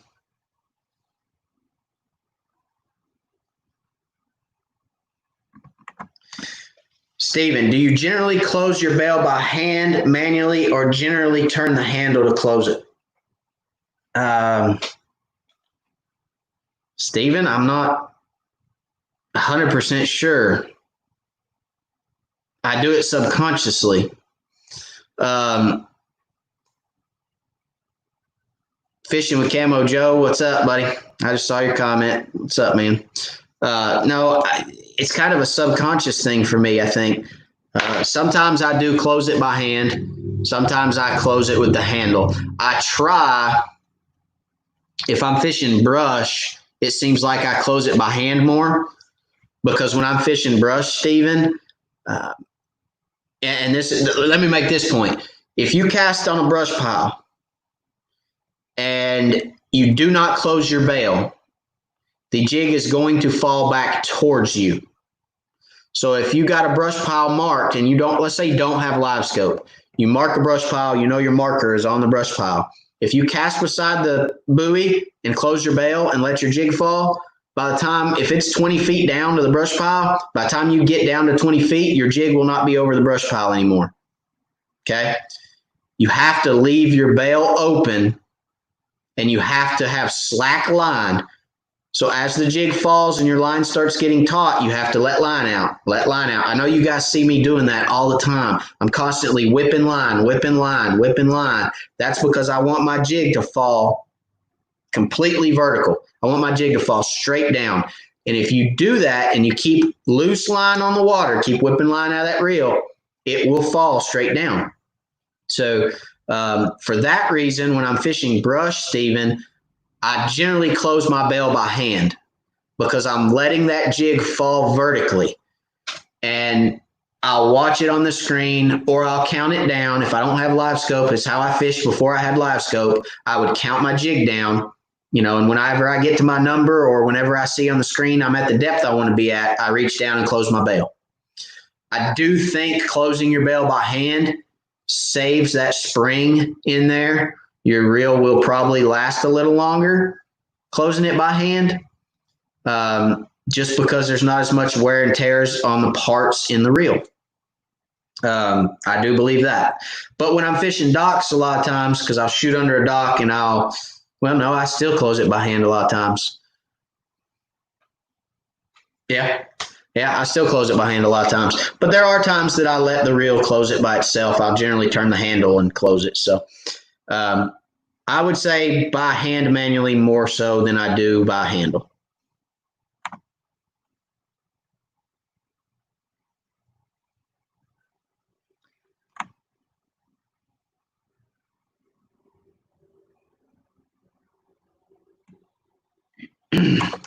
Travis says, I purchased 2 Tryon 25s and put them to the test with our big crappie. It is a great reel. Yeah, yeah, I hear you, Travis. No, they are a great reel.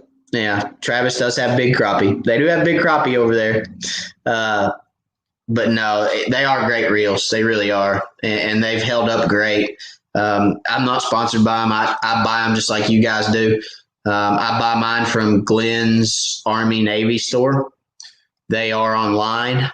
Glenn's Army Navy store is where I buy mine. That's who I found had the cheapest price on them. So if you guys are looking for Tryon 25s, Google Glenn's Army Navy store. And great people up there. Every time I call, I've said this before, I'll call and say, hey, this is Matt Zenas. I want to order the same thing I ordered last time. Oh, the Tryon reels? Okay, we can do that. Never ordered online. I just call them. And they took all my information and I guess saved it in the system. So that's pretty cool. But good people, very good people.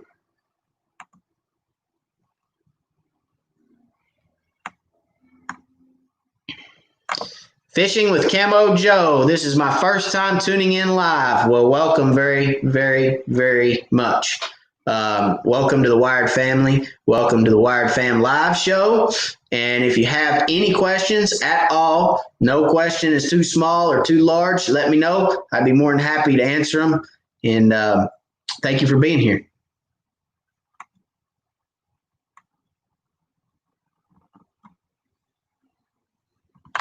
George, inventory is looking good. I'm interested in seeing how you separate your plastics in your boat. I know you mentioned Ziploc bags. Just wondering how you know what is what. I'll do a video on it. It's not going to be very technical, but I'll do a video on it. George, I'll be honest with you. I have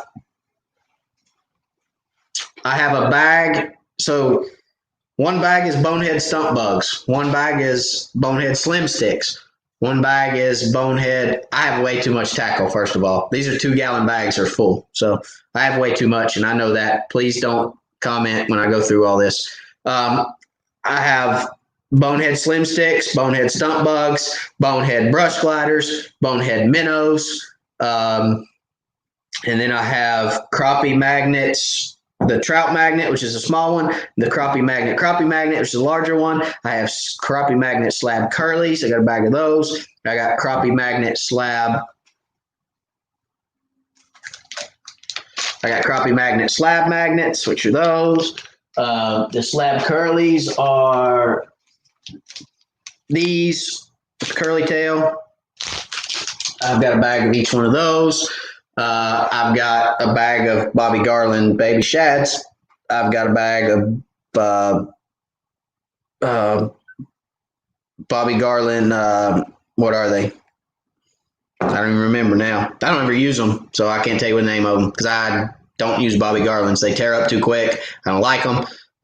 I used to fish with them before I found Bonehead, and now I can catch 50 fish on a Bonehead jig, and I don't have to replace it after 2. So I don't use Bobby Garlands anymore.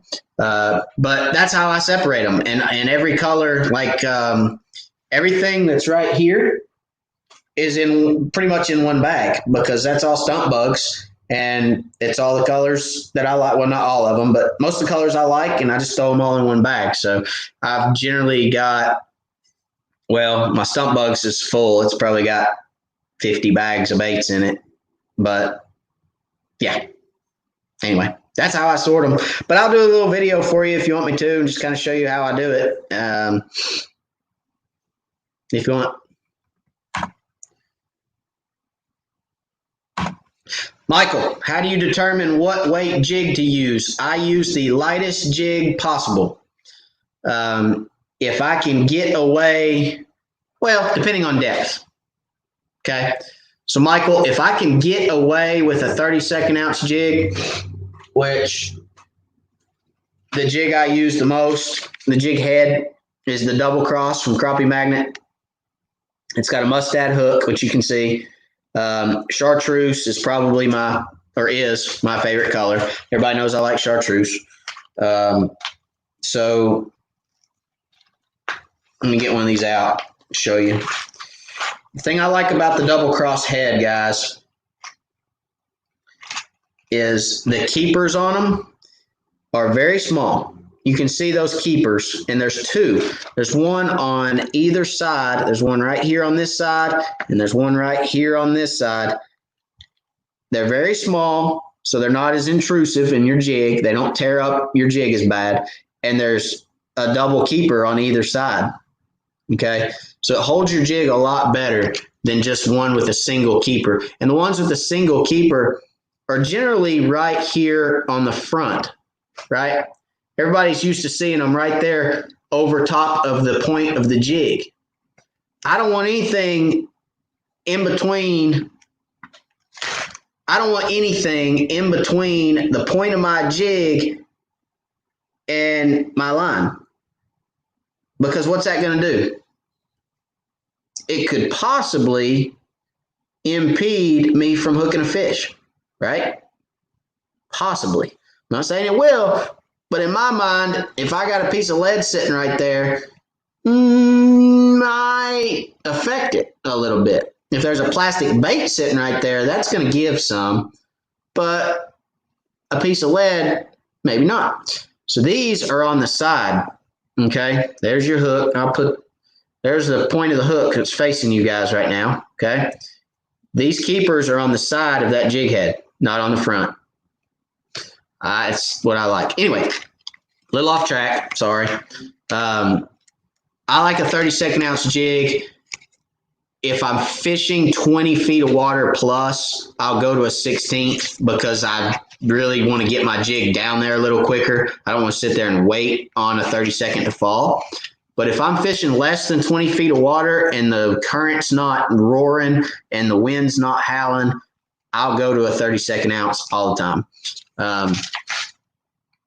Even if the wind's howling a lot of times, as long as I can cast and get where I need to get with a 32nd casting, I'm fine with it, because the slower fall you can get away with, the longer that fish has to see that jig and make a decision if he's going to bite it or not before it falls past him. So, and I can count on one hand how many times I've used an 1/8 ounce jig this year. I mean, we're halfway through the year, and I can probably count on this hand how many times I've tied on an 1/8 ounce jig. I just don't use heavy jigs very often. I know a lot of guys do the vertical jig and fish trees and things like that, but I just don't. I don't use a lot of heavy stuff. I like to cast to my fish, and I shoot docks a lot, so I don't want a real heavy fall.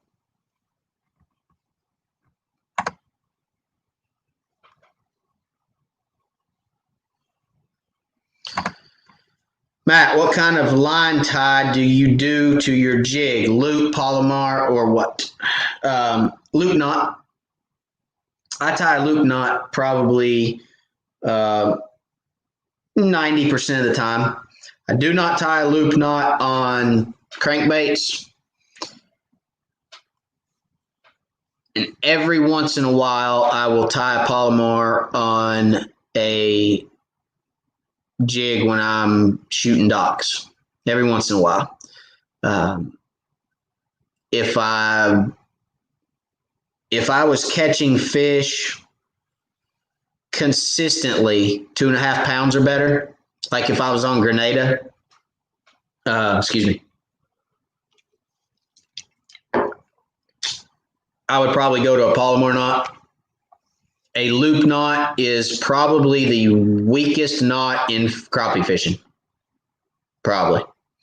And I'll tell you why. Because use this as a demonstration.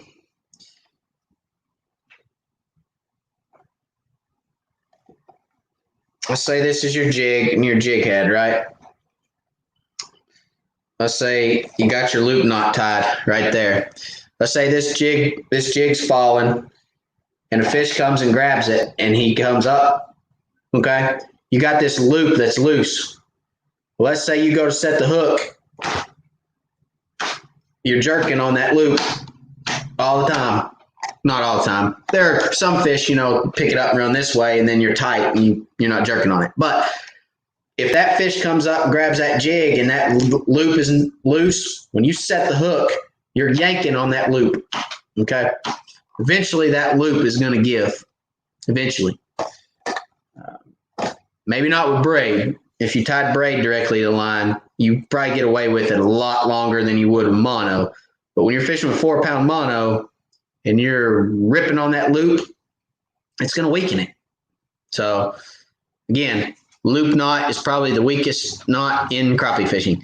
And people are probably going to say, then why do you tie it? Well, again, when I break off or when I get hung in brush and I want to break off and be very I don't want to be intrusive to the brush pile. I don't want to move the brush pile. I don't want the fish to know I'm there. I don't want them to know there's something going on. And I've been on bamboo sets before that you get hung on one and you go to break off and the bamboo, you see it on live scope, the bamboo will bend over like this. And when that jig breaks, floom, and every fish on that brush pile goes.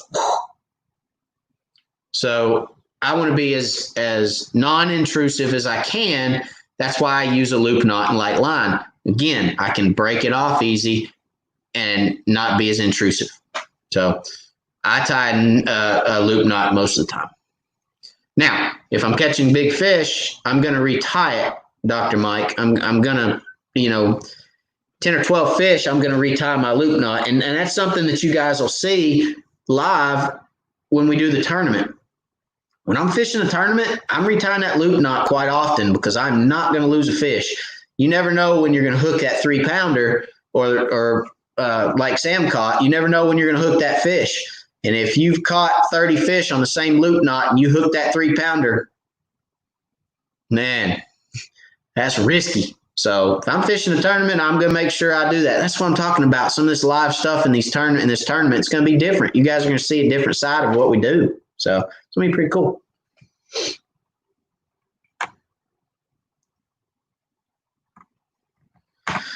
Buck Chaser, good question. What maintenance do you do on your reels and how often? About once a season, twice a season, about twice a season. Generally when it gets hot, generally when it gets cold. I will oil my reels. I don't grease them. I don't add grease to a reel. Grease is just something to get cold and gum up. I don't add grease to a reel. I will take a drop of oil, reel oil. I'll give it a drop on the moving parts, and that's it. I'll take them apart. The moving parts get a drop of oil, and it's right back together. So that's the only maintenance I do. With a Fluger reel, a try-on, you're going to get several years out of a Fluger try-on. Even the way I fish and as hard as I fish, as much as I fish, I'm getting years out of a reel. And I put them through it, guys. I'm telling you, I fish every weekend. I fish tournaments. I'm running my reels through the ringer a lot of times. Now most of my reels do live inside. I don't leave them in the boat. Or I don't leave them outside in the elements. If I leave them in the boat, they're not in the elements because my boat stays inside. But I feel like I take fairly good care of them, but I do abuse them. So that's all I do.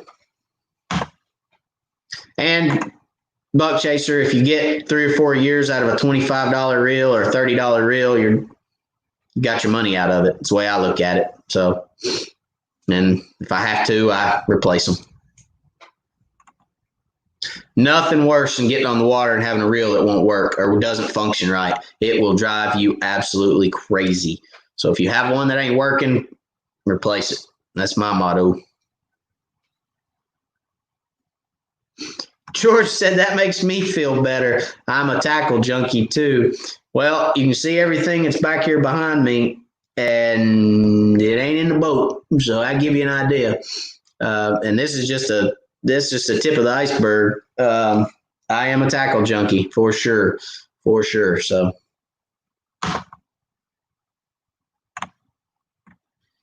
ooh, Ashley, I like this one right here. Do you ever fish stumps for crappie? If so, do you kind of fish them the same depths as you do brush piles, or just fish them during certain times of the year? So very, very, very, very good question. I like it. I love stumps. Love them. I love natural structure.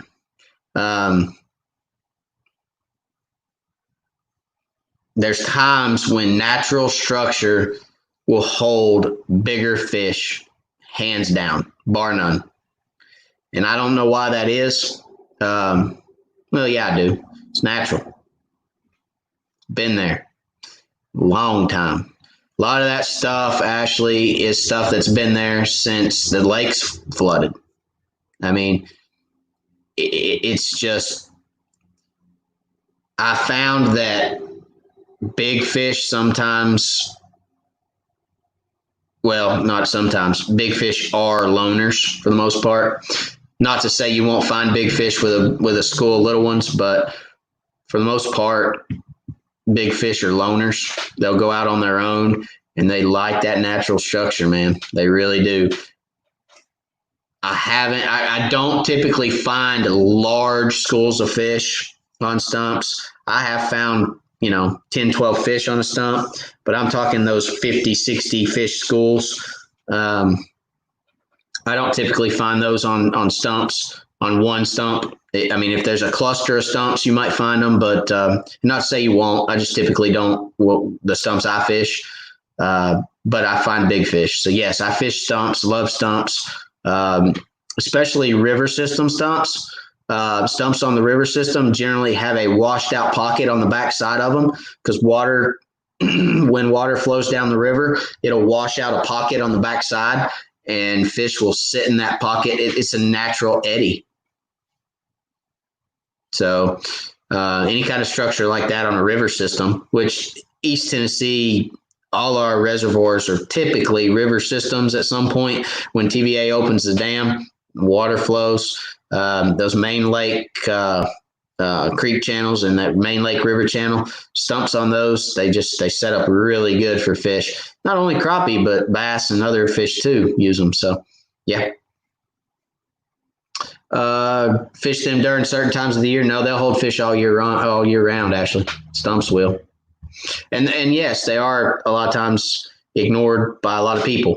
A lot of people, we'll see a stump and they'll say, "Oh, that's a rock." They'll see it on their side imaging and they may confuse it for a rock or something that's low on the lake bed. And for that reason, a lot of times stumps don't get fished as much. So that's another benefit.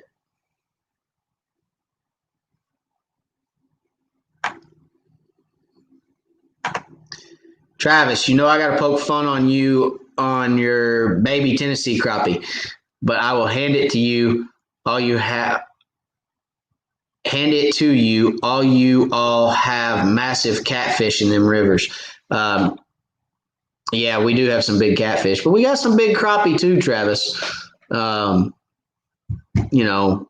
It took, we had fished a crappie tournament. It took 1571 with 7 fish to win it last year, right here in old East Tennessee with them little crappie. So 7 fish over 15.5 pounds. They ain't all little, I promise you. What's up? NM Bass Fishing. How's it going? New Mexico bass fishing. Glad you're with us. Turning 33.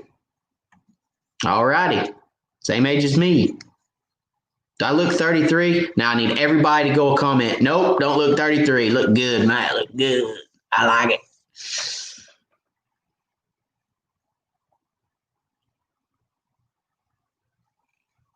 Fishing with Camo Joe said he likes a 30 or the lightest jig also, 1/64. Fishes under a slip float.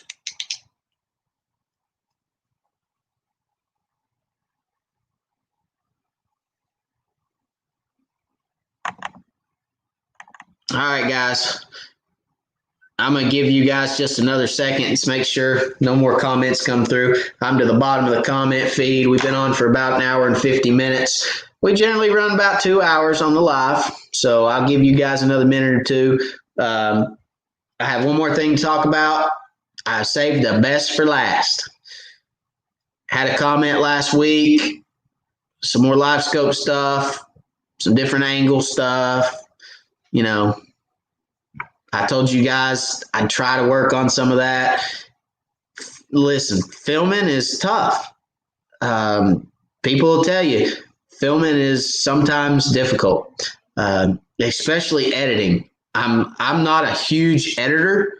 I'm not an editor by trade, so some of my stuff is Barbie-ish and kindergartenish, I guess. I apologize for that, but I'm trying, and but yeah, I'm not an editor, so it is difficult sometimes to take multiple videos and edit them. But let me just tell you guys, I actually downloaded a new editing software, and it is a professional editing software, and it has just flat out confused the heck out of me. So I'm learning it. I have a basic knowledge and I'm applying it to this professional software. It's cool. It does all kinds of cool things. So this coming week, you're going to see a lot of new stuff. You're going to see my sponsors. The channel sponsors are going to, you're going to see some of their logos float in and float out, which is cool. It's just added graphics, and you're going to see, I got a new intro coming this week. I like it. I took some advice from some people and spruced up my intro a little bit, and I like it a lot. I think it's pretty neat. It's same general, concept, but it's just a little spruced up, I guess. A little more flashy, maybe. I don't know. But anyway, I like it. It's pretty cool. So you'll see that. You'll see some different things from me. My editing software now will actually overlay a video within a video. I couldn't do that before. So when I had people ask me, hey, can you put your live scope, what you're seeing on the screen so we can see you fishing and your live scope? And, I couldn't do that before because my editor wouldn't allow it. It didn't have that codec or code, or some of you guys are going to make fun of me and laugh at me and tell me it's not code. It's something else, but okay. I'm going to call it code. It didn't have that capability before. Now it does. So you're going to see some of that. And I bit the bullet. I went ahead and bought another GoPro. So we're going to have multiple views, multiple angles. May just hang this on the live scope and let her roll for a little bit, get some live scope footage for you guys, match up some of my catches to the live scope, what I'm seeing on screen. That is a GoPro Hero 7 white. That is what I'm filming with, which is sitting right here. So you guys have seen that setup. I'm probably going to put this on a clamp where I can clamp it different places. I don't know. Maybe you guys would like to see some stuff. Maybe I can wear it some, or maybe some perspective stuff from my perspective. I don't know. I mean, you guys tell me what you want to see. We'll set it up that way. So anyway, I'll have some live scope stuff. I'll have some good video of that. And I'm excited. I really am. This new editor, I'm learning. This week's video is going to be the first video that comes off the new editor. So bear with me. I think it's a step up. I really do. I really think it's a step further in my editing journey.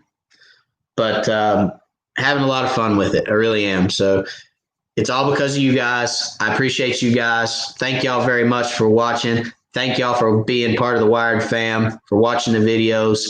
I appreciate each and every one of your comments, each and every one of you watching the videos. And it's just, it's humbling. I've said that before. It's humbling to me, guys. It really is. And I appreciate each and every one of you. So with that, I don't see any more questions. I see a lot of thanks. A lot of thanks from you guys. I appreciate it. Wait a minute. Curtis Hobbs, Mr. Curtis, man, I appreciate you being on tonight. Guys, we talked about Mr. Curtis last week. Mr. Curtis, I hope you're feeling better. I need to reach out and have a conversation with you. You're very welcome for the decal on the board. I believe there has been multiple people that have seen that and hooked up with you. So I appreciate you, and I know everybody else does. I'm glad I hope you're feeling better. I'll probably reach out tomorrow and see how you're feeling. Just have a conversation with you, catch up, say hello. But Mr. Curtis Hobbs from Lightwire Hooks, right back here, guys. Boom, right there. And he's actually a little covered up now, but there he is.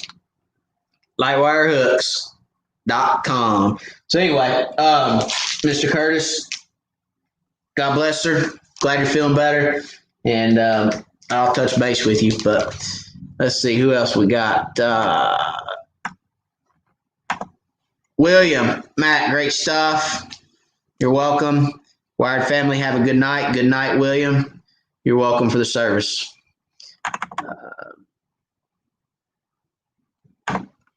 My biggest crappie have come off of stumps or single piece of structure. They hung up so close, I found I have to touch it and see if anything comes up on my live scope. Yep, that's exactly right, George. Best way to fish, though, a lot of times. Matt Scott, you're welcome. Josh Sanders, good night. You're very welcome. Ashley, you're welcome, sir. Rocky Top Doc, you're welcome. Good night. He said thank you for the great info. Ronnie Harris, enjoyed again. Also, thanks for your service and good night to you and the Wired fam. Good night to you, sir. You're very welcome for the service. Enjoyed the live feed, Buck Chaser says. Thanks for answering so many questions. You're welcome, Buck Chaser. It's my honor. It is my honor for sure.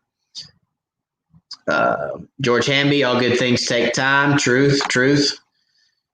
Larry Merrick, thanks, Matt. You're welcome. Mark Applegate, I use your code at Fishing Specialty. Thanks. You're very welcome, Mark. Thank you for letting me know that. And I hope you like your Fishing Specialties pole. They're great. They're a great setup, great system. George Hamby, Lightwire hooks are awesome. Yes, sir.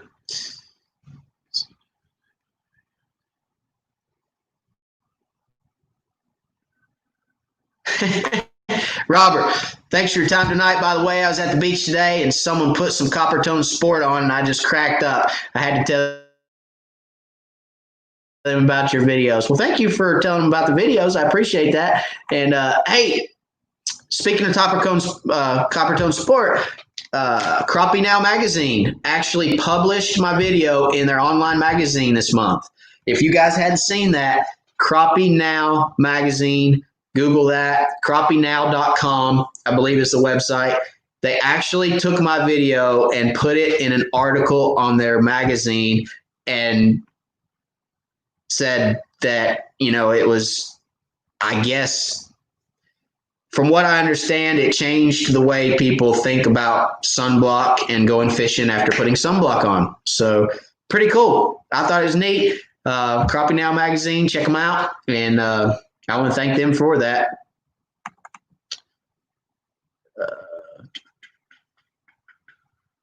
George Hamby said, see you next week.